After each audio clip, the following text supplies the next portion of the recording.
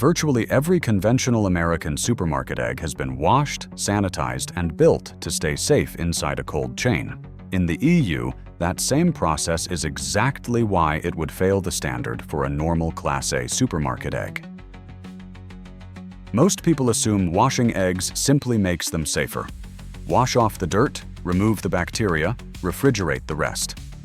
End of story. But that is only half the story. Washing an egg does not just clean it. It can strip or damage part of the egg's natural outer barrier. And once that barrier is compromised, the egg becomes far more dependent on refrigeration as part of the safety system.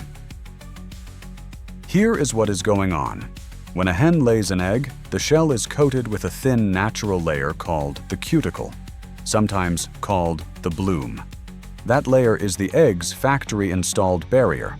It covers the shell's pores, reduces bacterial penetration, and slows moisture loss.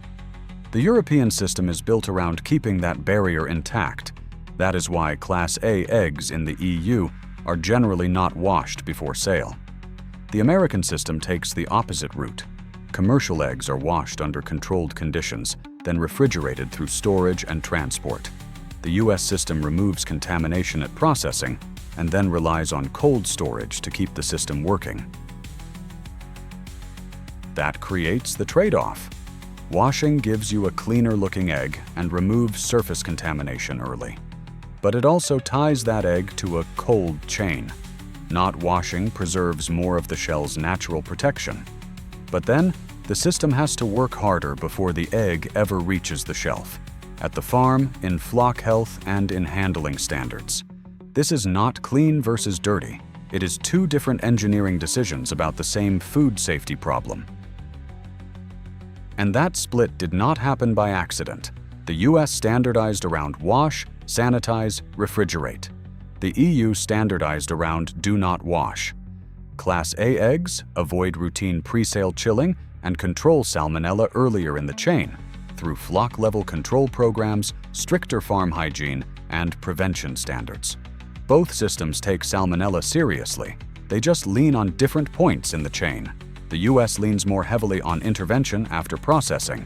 The EU leans more heavily on prevention before the egg reaches the shelf.